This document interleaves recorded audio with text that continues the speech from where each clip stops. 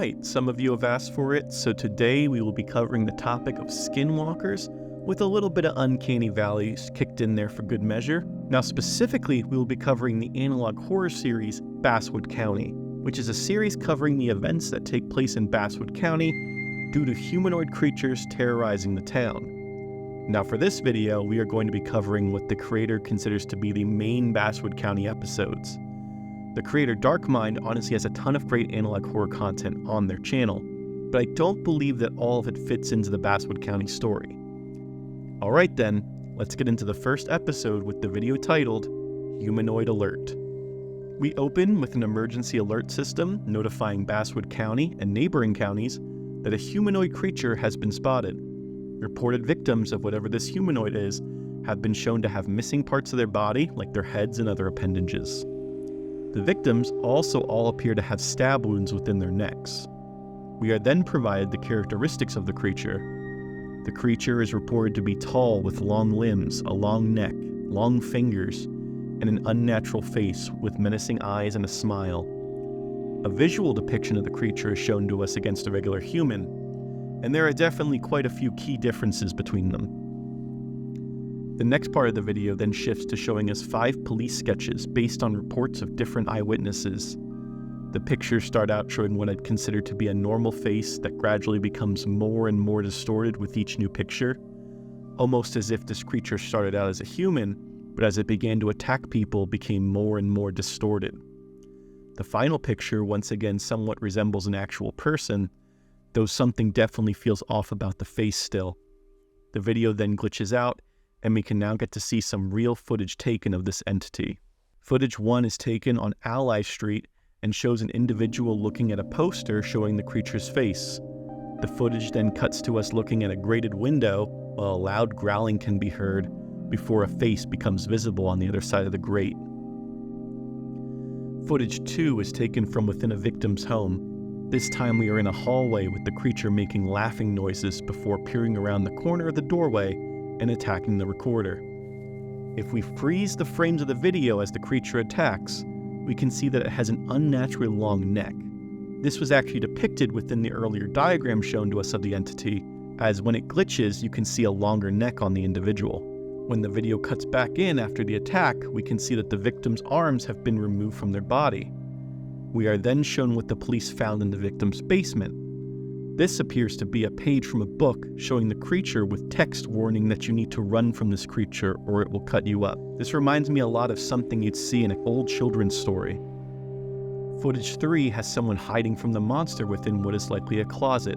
They peer out into their room and don't seem to see anything, but when they peer out again, we can see a humanoid figure in their doorway covered in what are either long hairs or spikes.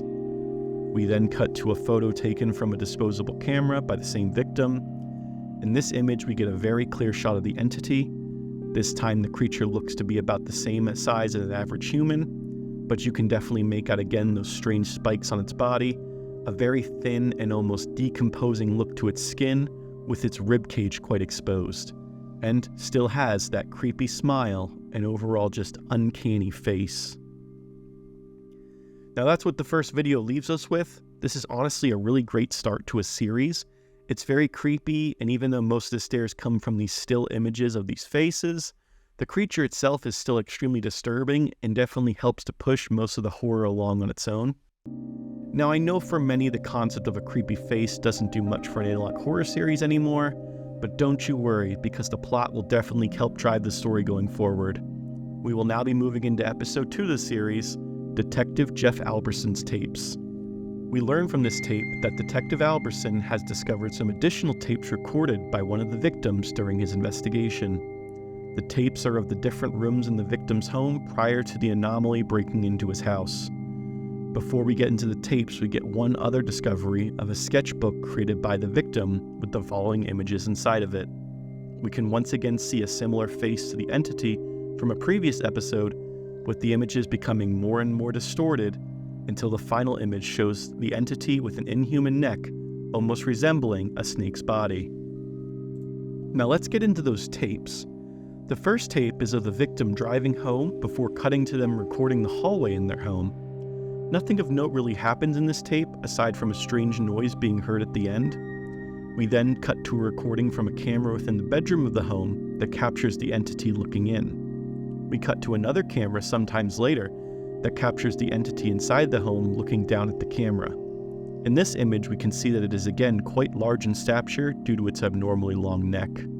Unfortunately, that's all we get from this video, but maybe we will uncover more information from Alberson in the next video called Identity Test.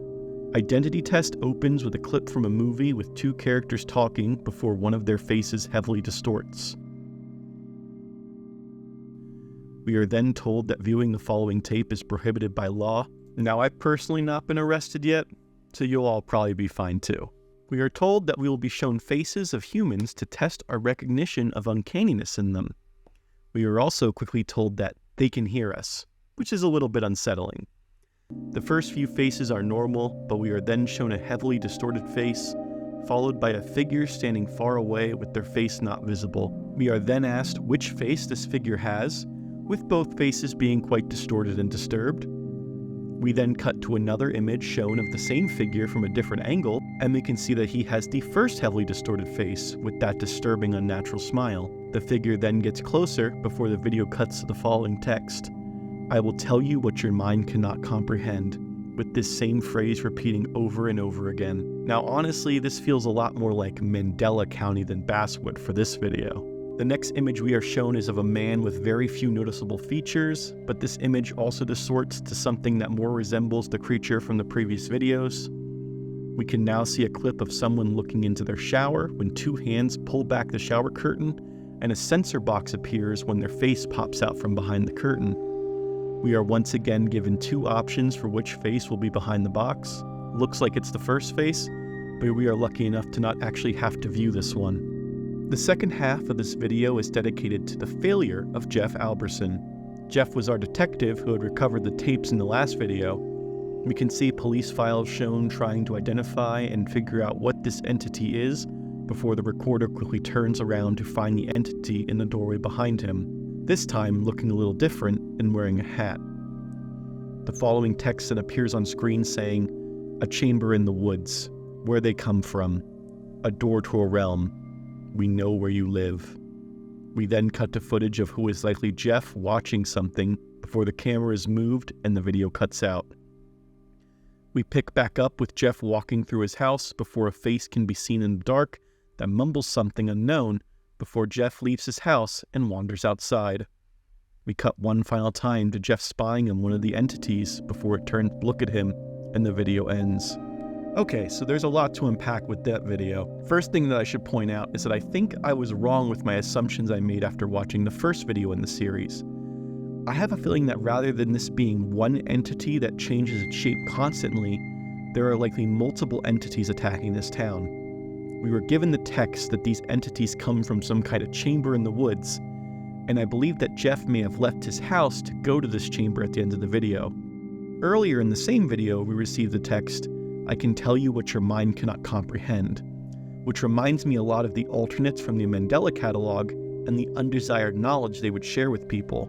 I think the entity that Jeff encounters in his home speaks to him in a language we can't understand, but was actually providing him information on how to find this chamber in the woods, which would mean that the final clip of Jeff's that we see is likely recorded from within that chamber, and this is either a new entity that has just entered our world, or is potentially the primary entity causing all of this. Alright, now that we've gotten those corrections out of the way, let's move on to the next video, Peaceful Life. We are told that the way to live a peaceful life is to not care about other people's opinions. We are told to go outside, sit in a park, or go watch the ocean. Then the narrator appears on the screen telling us to remember that when we are not running, he is only getting closer, before his face distorts. That's all we get for that video, so for now, I'm just going to move on to the next one, titled The Chamber. We are now given some background info on this chamber that was mentioned in the previous video. In 1868, Calvin Basswood, who likely named this county, discovered a strange building in the woods. He described the building as something from the future that no one knew existed. Basswood had actually entered the building and discovered people inside, but that something was strange about all of them. He described them as having no emotions and unnatural limbs, or potentially even tree roots coming out of their backs. The beings began to show hostile behavior to Basswood, so he fled the building. We are then shown a depiction of one of the creatures with the text, "I will wear your skin as a suit," followed by a missing poster for an individual with a very similar face to the entity. We are then shown this image, which is titled Andy Stevens after the transformation. So it sounds like it's believed that Andy went missing and then reappeared as this creature sometime after. We then transition to details about the Philadelphia group, who were a group of researchers looking to help determine what happened to the missing people of Basswood County. We then get to see some clips from their investigation. We get a clip of a door to a building with the title being The Chamber. Strangely enough, this building does not appear to be in the middle of the woods. Maybe future settlers of Basswood County had discovered the same building and chose to build the town near it. We are then told that the researchers entered the chamber, which we are shown then depictions of what appear to be ritualistic sacrifices made with a victim, and in another corner of the chamber, a heavily distorted body next to a TV, a tape, and a note on the wall.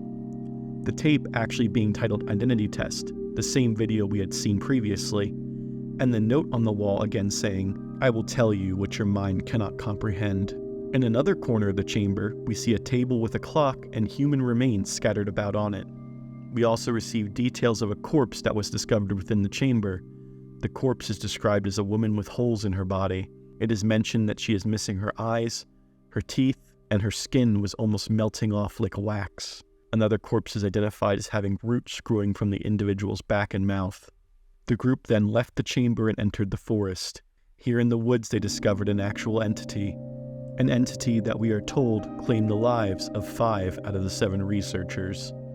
We then receive a diagram of the chamber, with most interestingly being a window at the far center of the map that is described as the gateway these creatures enter our world from. We get one final cut to a person with a censored face teaching us about the human anatomy.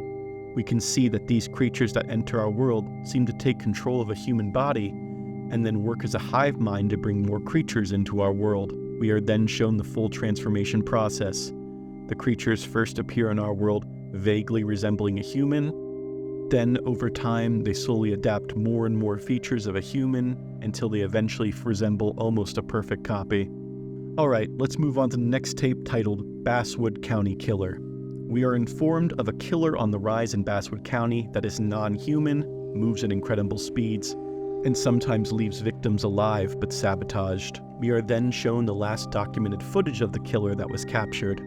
We see the creature standing outside of a building before we cut to live footage of someone walking out of the woods before they are found by the creature. We are then shown what I believe is an illustration of the victim's body in a bag, with only the head visible before footage is shown of a plastic bag and the video ends. Okay, so we've got one final video to watch before we are fully caught up with the series. We'll do a quick run through of that video and then we can dive into a full analysis after. The last video is titled Before You Sleep, and it's designed to give viewers a way to have healthier sleep due to massive reports of night terrors and insomnia in Basswood County. We are also told that these methods will help to create a spiritual distance between you and what is most likely the creatures. This is interesting as it sounds like these creatures may be able to target a person when they are sleeping. The first suggestion given is to go to sleep at an even hour, like 10 p.m. or 12 a.m., due to even hours reducing the chance of the wander effect taking place, which causes you to sleepwalk. The second suggestion is to examine your clock before sleeping and check whether it is ticking or if it is stopped. Rather than a third suggestion, we instead just have a video of a creature entering someone's room. The fourth suggestion is to simply sleep, bury your consciousness, and let them in. We then see the person who is recording themselves sleeping fully distort into one of the creatures. Alright, so my take on the story of this series so far is as follows. Basswood originally discovers a structure in the woods that seems to harbor creatures that attempt to take on and mimic human form. These creatures come from a window within the structure and have the sole goal of finding a victim, taking on their appearance, and eventually transforming. When they do transform, they become increasingly less human-like as they obtain strange, inhuman proportions and have some kind of branches or spikes sticking out of their body. These creatures seem to be active inconsistently. causing mayhem for the people of Basswood County, but only occasionally, and due to the creatures having different appearances, due to different stages of transformation, they are not always identified as the same thing publicly. At one point, they can be considered to be serial killers, and in another are unnaturally large humanoid monsters. The overall goal of these creatures remains the same though.